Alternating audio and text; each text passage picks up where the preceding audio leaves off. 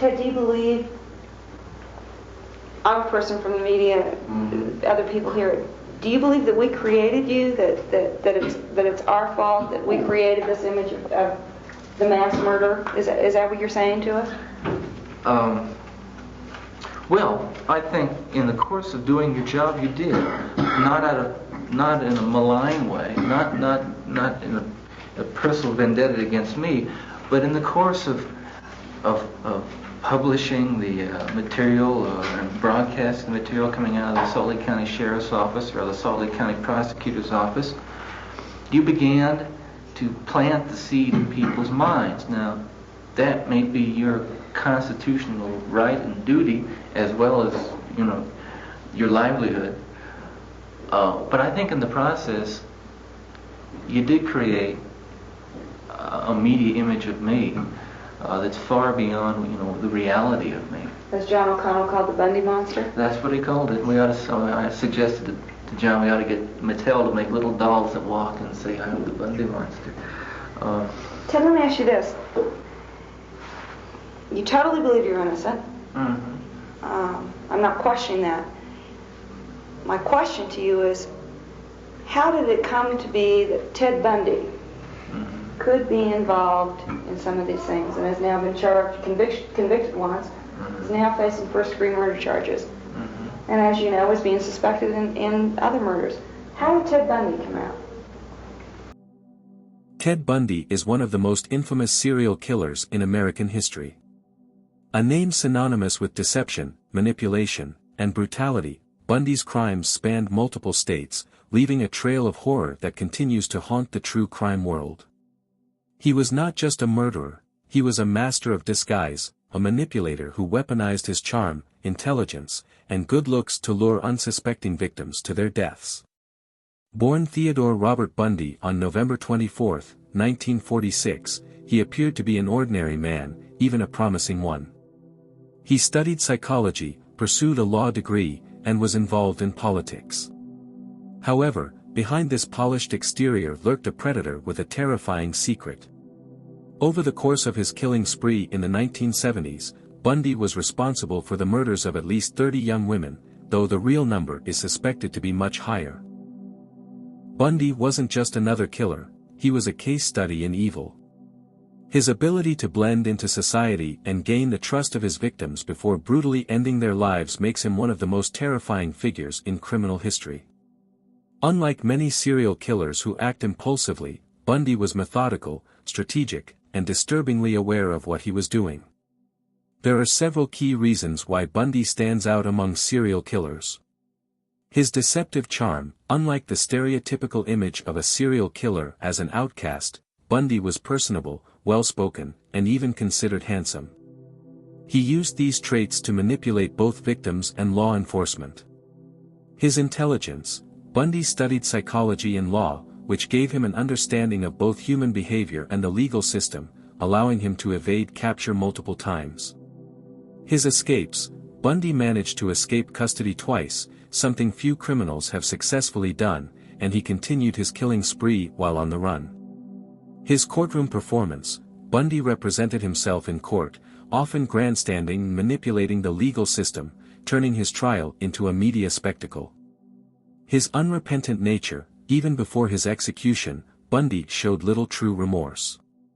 While he made last-minute confessions, many believe he was still hiding the full extent of his crimes. Theodore Robert Bundy was born on November 24, 1946, in Burlington, Vermont.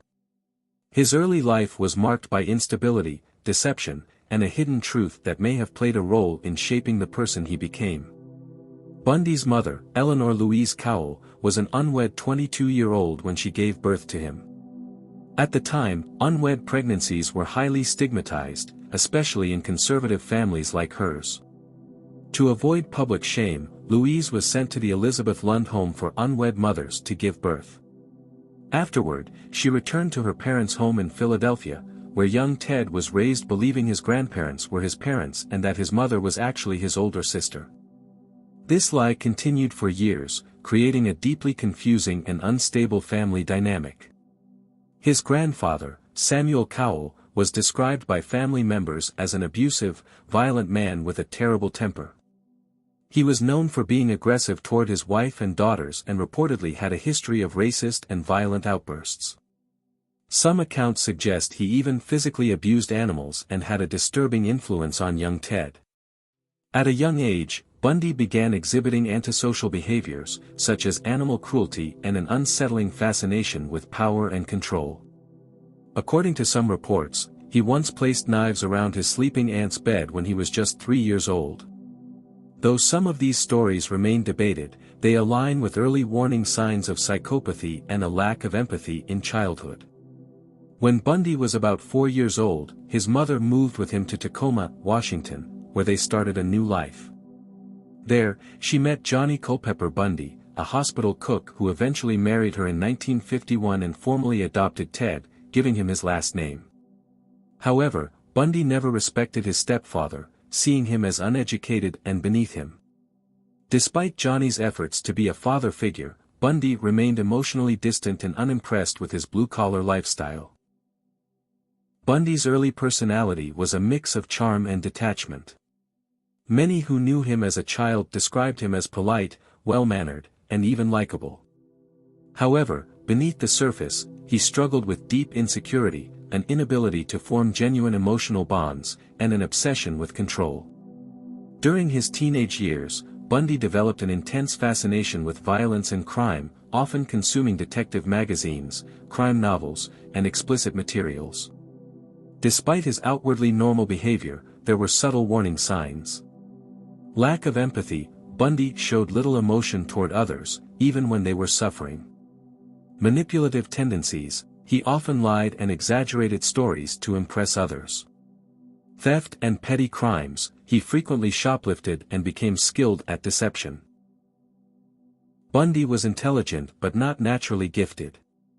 He struggled academically in his early years, though he later refined his ability to mimic intelligence and confidence. In high school, he was socially awkward and felt like an outsider, though he learned to mask his insecurities by observing and mimicking others. He later attended the University of Puget Sound before transferring to the University of Washington, where he studied psychology. One of the most defining moments in his early life was his relationship with Stephanie Brooks, a pseudonym used in many accounts, a wealthy and attractive young woman he met while at UW. Bundy became deeply infatuated with her, seeing her as a symbol of the success and status he desired. However, Stephanie eventually broke up with him, citing his lack of ambition and immaturity. This breakup devastated Bundy, and many experts believe it played a role in shaping his later crimes. Afterward, he became more driven, calculating, and obsessed with creating a successful image. He even reinvented himself, becoming more confident and politically involved, but beneath the surface, his deep resentment toward women, especially those who rejected him. As Bundy entered adulthood, his ability to manipulate others became more refined. He learned to charm people, fake emotions, and appear as an upstanding citizen. He worked in various roles, including a crisis hotline alongside true crime author Ann Rule, who later wrote The Stranger Beside Me about her experience knowing Bundy before realizing he was a killer. She described him as charismatic, intelligent, and seemingly compassionate, a chilling testament to how well Bundy could deceive those around him. Bundy also became involved in politics, working on campaigns and gaining the trust of influential people. This ability to blend into society while secretly harboring dark impulses is one of the most terrifying aspects of his personality.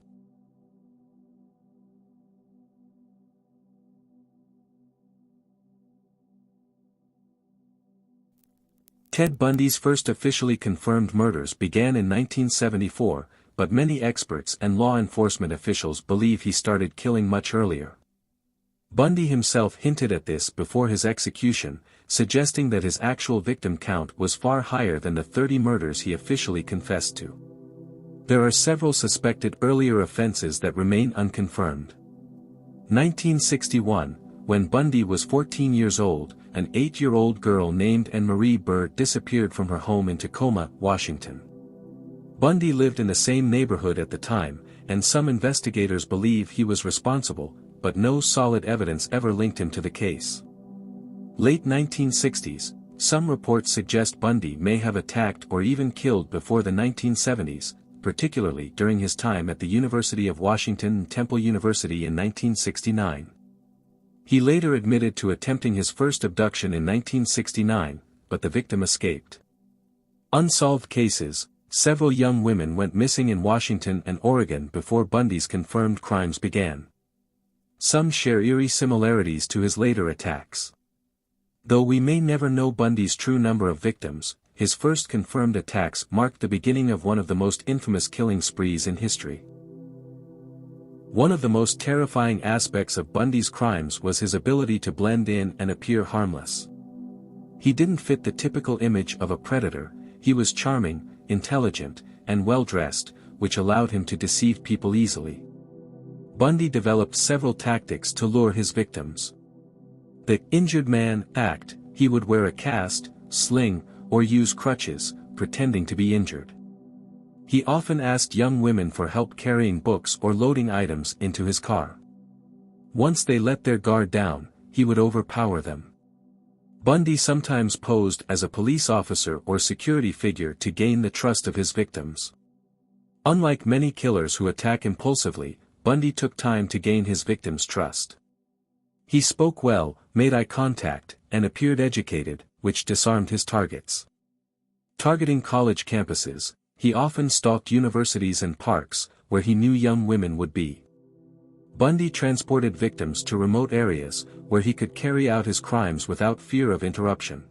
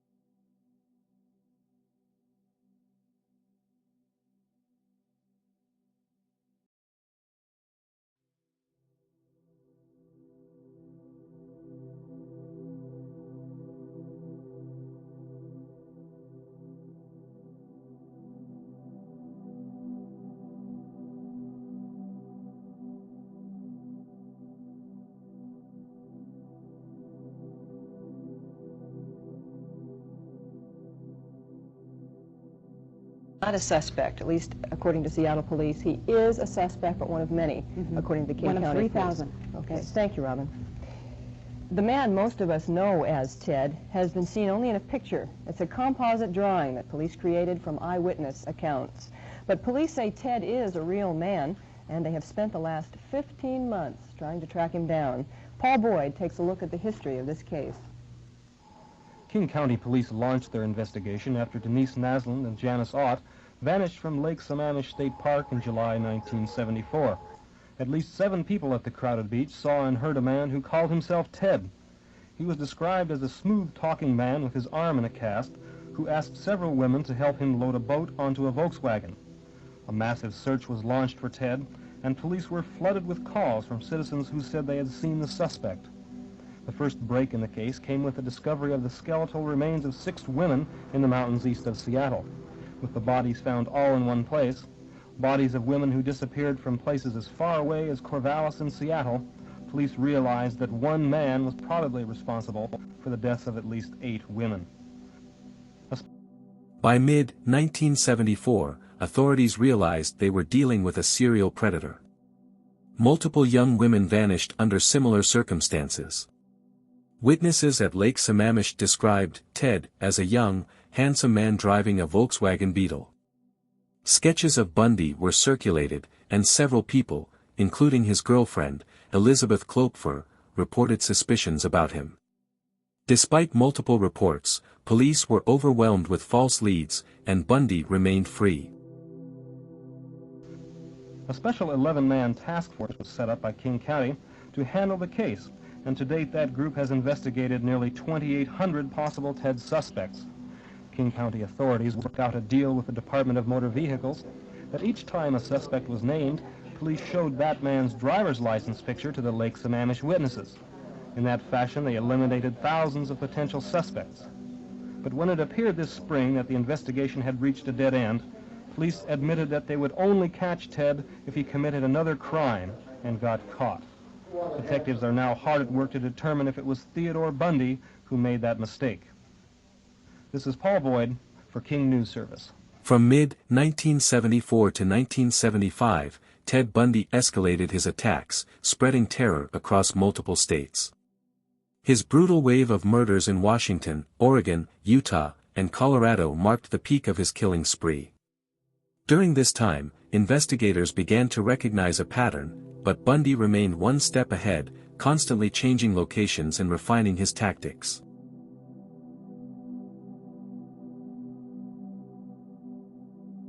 By mid-1974, Bundy had already claimed at least 8 victims in Washington and Oregon, including Linda and Healy, Donna Manson, and Susan Rancourt. His ability to operate unnoticed made him one of the most elusive predators in history. However, Lake Sammamish, July 14, 1974, changed everything. 2 women disappeared in broad daylight. Witnesses finally saw his face and heard him use the name Ted. A sketch was released, marking the first step in linking his crimes. With increased police attention in Washington, Bundy moved his hunting grounds to Utah.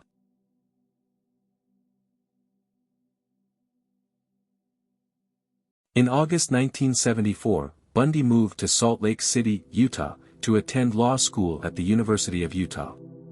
But instead of focusing on his studies, he resumed killing within weeks.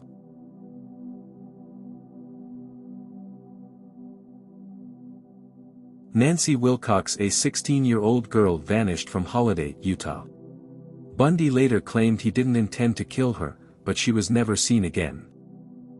Melissa Smith, the 17-year-old daughter of a police chief, was abducted and found dead 9 days later. Laura M., a 17-year-old high school student, was taken on Halloween night. Her body was found a month later in a canyon.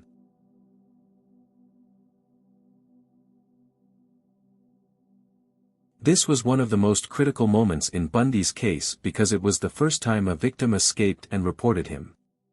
Bundy posed as a police officer and approached 18-year-old Carol Duranch in a shopping mall. He claimed someone had tried to break into her car and offered to take her to the station. Instead, he tried to handcuff her, but she fought back and managed to escape. Carol reported the attack immediately, providing police with a detailed description. This survival story would later be crucial in convicting Bundy.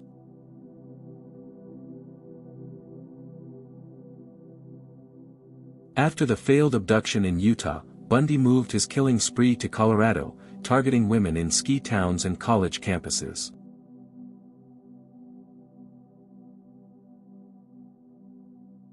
Karen Campbell, a 23-year-old nurse, disappeared from a hotel in Aspen while on vacation. Her body was later found in the snow, beaten to death. Julie Cunningham, a 26-year-old ski instructor, was abducted in Vail, Colorado. Bundy posed as a man on crutches to lure her into his car. Denise Oliverson, a 24-year-old woman, disappeared while riding her bike in Grand Junction, Colorado. By spring 1975, Bundy had left dozens of victims across multiple states. But police were finally starting to connect the dots.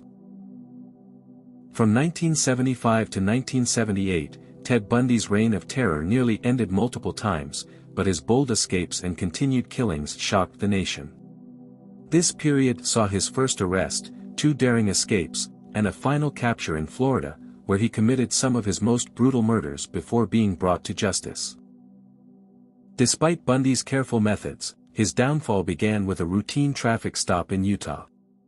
On August 16, 1975, a Utah Highway Patrol officer spotted a Volkswagen Beetle parked in a suspicious area. When the officer attempted to stop Bundy, he fled at high speed. After a brief car chase, Bundy pulled over and was arrested. Police searched his car and found disturbing items: handcuffs, crowbar, ski mask and gloves, rope and garbage bags. Though none of these items directly proved murder, they were clear tools for abduction, and police immediately suspected him of more than just evading arrest. Bundy's biggest mistake was letting Carol Durant escape. She had seen his face and provided a detailed description. When shown a police lineup, she picked Bundy immediately. Bundy was officially charged with aggravated kidnapping and attempted criminal assault.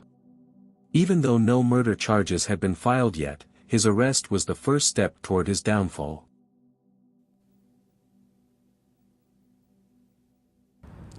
Bundy jumped out of this second-story window at the front of the Pitkin County Courthouse this morning.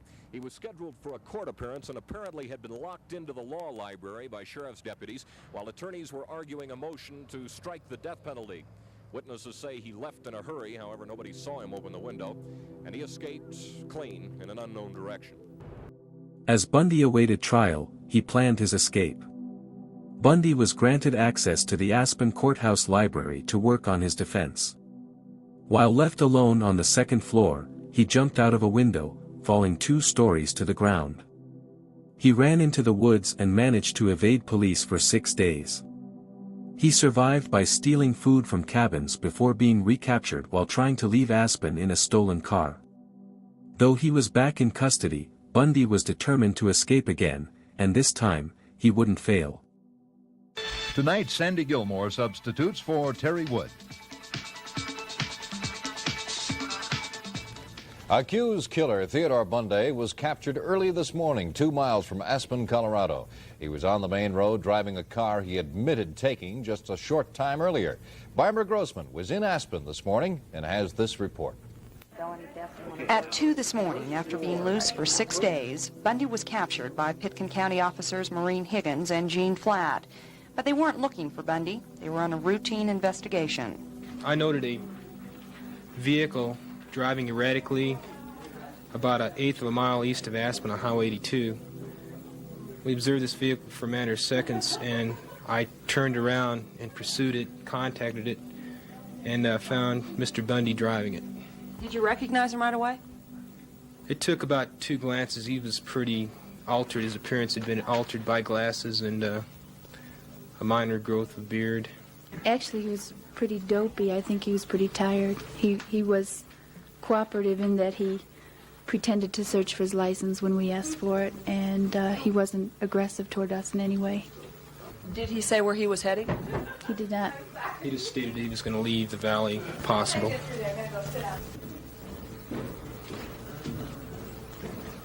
Bundy was brought into court this morning. How you doing? Good, how are you? Here. He had lost about 15 pounds. His body was scratched. He injured his knee while mountain climbing. He was exhausted, disoriented. Judge George Lohr advised him of additional charges: escape, second-degree burglary, misdemeanor theft, and a felony theft. If convicted of these charges alone, Bundy could spend 90 years in prison. Bundy gazed around the room as the judge spoke to him. Officers say Bundy was very talkative this morning when apprehended. He told all about his escape. Police say after he fled the courtroom last Tuesday, Bundy headed for the hills southwest of Aspen. Bundy came here Wednesday after spending a miserable night in the rain. He told officers he broke into this cabin where he ate and slept Wednesday night. This is also where the rifle was taken. All the time, Bundy was only 5 to 8 miles away from Aspen. Last Saturday morning, police found the cabin with Bundy's fingerprints inside. Then that night, Bundy returned to the home and realized officers had been there. He slept outside under a tree with temperatures reaching below 0. Yesterday, Bundy told police he hid in the area while a search helicopter landed just 100 yards away. Last night, Bundy walked 5 miles into Aspen and stole this car. It was unlocked. The keys were inside. He was on his way out of town, but for some reason made a U-turn. That's when he was apprehended. Today, security was bolstered. Bundy must have shackles on his ankles while in the courtroom. He will be guarded around the clock. Bundy made his escape by jumping out of this two-story window. Today, his footprints remain, and the courtroom windows still have no locks.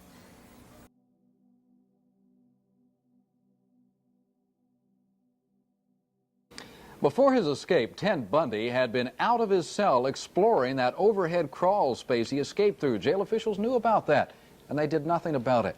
Now, Bundy was to go on trial Monday for the murder of a woman near Aspen. Over the weekend, he escaped from his jail cell by squeezing through a small hole in the ceiling. In Denver, KOA-TV says it is confirmed that other inmates had heard Bundy crawling around above the ceiling at times before his escape. The inmates told jailers, but nothing was done about it. KOA says Under Sheriff Robert Hart confirms this report. Today, the FBI took over the search and issued a fugitive warrant charging Bundy with unlawful flight to avoid prosecution.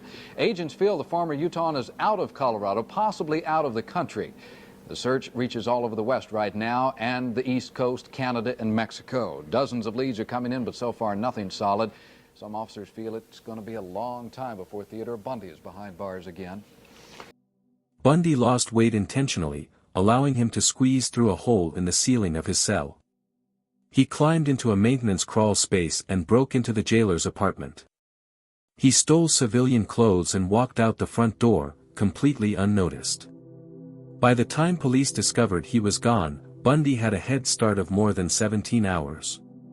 This wasn't just an escape, it was a disaster for law enforcement. Bundy was free again, and he was about to go on one of his most horrific killing sprees.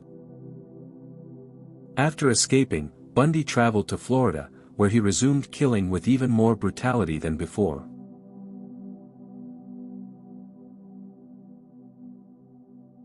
Just 2 weeks after arriving in Tallahassee, Bundy entered the Chi Omega sorority house at Florida State University. In a brutal rampage, he attacked 4 women in 15 minutes. Lisa Levy, 20 years old, and Margaret Bowman, 21 years old, were murdered. Karen Chandler and Kathy Kleiner were beaten but survived. A 5th victim, Cheryl Thomas, was attacked in a nearby house. This was one of Bundy's most violent crimes, with victims suffering severe head trauma from a wooden club.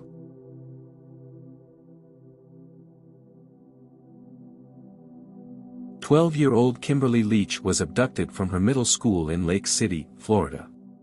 Her body was found in a wooded area weeks later. This final murder sealed Bundy's fate. Killing a child made his conviction even more certain. By this point, Florida police were hunting him aggressively. Pensacola authorities are still assessing the impact of having caught one of the FBI's 10 most wanted fugitives. The identification of the mystery man as Theodore Robert Bundy hit law officials like a bombshell. Bundy was being sought for questioning in the deaths of at least 38 women from Seattle, Washington to Tallahassee, Florida, and was just last week placed on the FBI's 10 most wanted list. Since his arrest in Pensacola Wednesday, he has been intensively interrogated about the bludgeoning of 5 FSU co-eds in mid-January, including 2 Chi Omega sorority sisters who died. There was a hectic day of developments that began with a news conference early this morning where State Attorney Curtis Golden said Florida officials have first claim on the much sought-after suspect. Bundy was finally caught in Pensacola, Florida, during another routine traffic stop. When pulled over, he fought the officer and tried to flee. He was arrested and taken into custody. This time, there was no escape. Inside his stolen car, police found stolen IDs, more handcuffs, fake license plates. Bundy gave a fake name at first, but when police checked his fingerprints, they realized who he was, one of America's most wanted fugitives. After years of terror, Bundy was finally back in custody for good. His Florida killing spree ensured he would face the death penalty, and his trial would become one of the most infamous in history. Ted Bundy's trials were unlike anything the American legal system had ever seen. With overwhelming evidence and eyewitness testimonies, the world finally watched as one of history's most notorious serial killers faced justice. Yet, Bundy refused to go down quietly. He used manipulation, arrogance, and theatrics to turn his trials into a spectacle, even representing himself in court.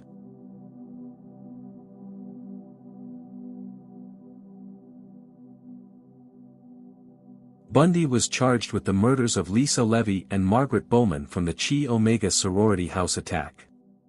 This was the first nationally televised trial in U.S. history. The public was fascinated, with some women even sending him love letters, a chilling reflection of his ability to manipulate. Bite mark analysis. The most damning evidence against Bundy came from Lisa Levy's body.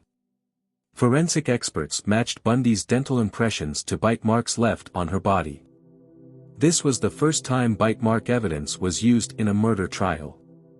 Even Bundy knew he was trapped, as his teeth were irrefutable proof of his presence at the crime scene. Nita Neary, a Chi Omega member, saw Bundy leaving the sorority house just after the attacks. Bundy's hair samples and shoe prints matched those found at the murder scenes. He fired his defense attorneys and represented himself. He smirked, laughed, and made jokes, treating the trial like a game. At times, he cross-examined witnesses and even flirted with reporters. His erratic outbursts only made him look more unstable. Despite his confidence, the evidence against him was undeniable. On July 24, 1979, the jury deliberated for just 7 hours before finding Bundy guilty of both murders. A few days later, he was sentenced to death by electrocution. When the sentence was read, Bundy showed no remorse, he simply smiled. This was just the beginning of his legal battles, as another trial loomed ahead. Second trial, the murder of Kimberly Leach, February 1980. The trial for Bundy's youngest victim. Bundy faced charges for the abduction and murder of 12-year-old Kimberly Leach. The trial was held in Orlando, Florida, and Bundy again chose to represent himself. Unlike his first trial, he became more agitated as he realized he couldn't escape this time. Overwhelming evidence against Bundy. Fibers and blood evidence, fibers from Bundy's van and clothes matched Kimberly's body. Witness testimonies, multiple witnesses saw Bundy near Kimberly's school before her disappearance. Physical evidence in his car, traces of Kimberly's blood and hair were found inside his stolen van. One of the most shocking moments in the trial came when Bundy proposed to his girlfriend, Carol Ann Boone, while she was on the witness stand. Bundy manipulated a legal loophole that stated a marriage declaration in a courtroom was legally binding in Florida. Boone, who believed Bundy was innocent, said yes, making the scene even more bizarre. This stunt did nothing to save him. In fact, it made him look even more delusional. Carol, do you want to marry me? Yes. And I want to marry you? Yes. And I do want to marry you. He said you did. On February 7, 1980, Bundy was convicted of Kimberly Leach's murder. He was sentenced to death again. This time, it was clear there would be no escape. When he heard the final sentence, Bundy broke down in tears, a rare moment of emotion from a man who had shown no remorse for his crimes. Bundy spent nearly a decade on death row, constantly delaying his execution by filing appeals. He claimed he was innocent and that the evidence was flawed. He offered to help investigators solve other murder cases in exchange for delaying his execution. He even admitted to more murders as a last-ditch effort to buy time. None of his tricks worked. Justice was finally catching up with him. In January 1989, the courts rejected Bundy's final appeals. His execution was officially scheduled for January 24, 1989. As the date drew near, Bundy began confessing to more murders, hoping for a delay, but it was too late. His time had run out. After more than a decade on death row, Ted Bundy's manipulative tactics ran out of time.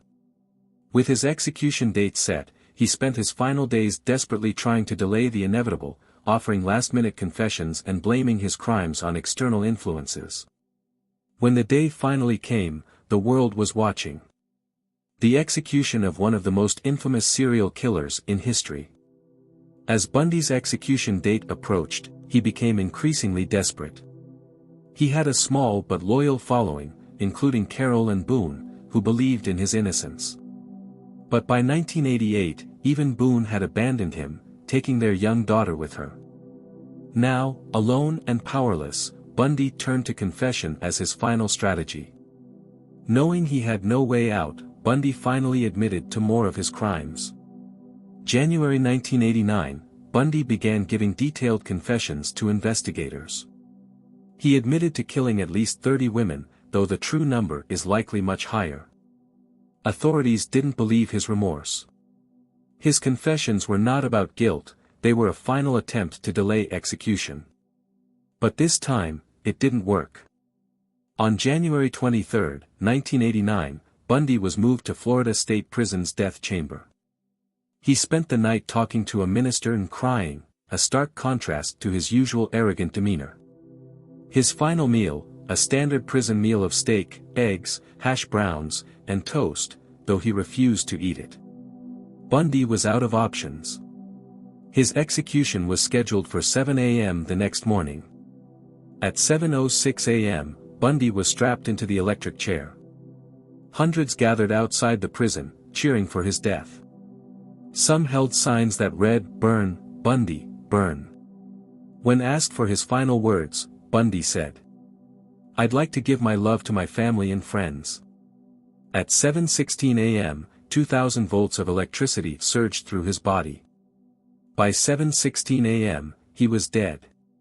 The execution was witnessed by 42 people, including family members of his victims.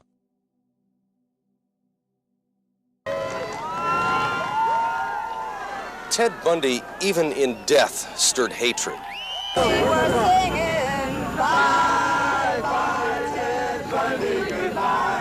An unprecedented crowd of hundreds started gathering before dawn. It took on a macabre circus-like atmosphere. Is this what you expected to find when you come out here? Folks dancing and singing? Yeah, why not? But a handful of anti-death penalty protesters. It sounds more like vengeance to me than justice. At one point, the celebration got out of hand. One man was arrested for shooting off fireworks. Until the very last moment, no one could be sure Bundy didn't have a last trick up his sleeve, a legal technicality. But in the death chamber, Bundy was uttering his final words. All he said is, "I'd like you to give my love to my family and friends." That was Ted Bundy's last statement. His eyes looked like he was almost a child, and his mother caught him doing something wrong. It was a combination of just being sorry and knowing that it was the end. It was the end of the line. So it ended for Ted Bundy. 10 years, 28 confessions, millions in Florida's legal battle to end his life. Warren Ellie, Pulse 13, Florida State Prison.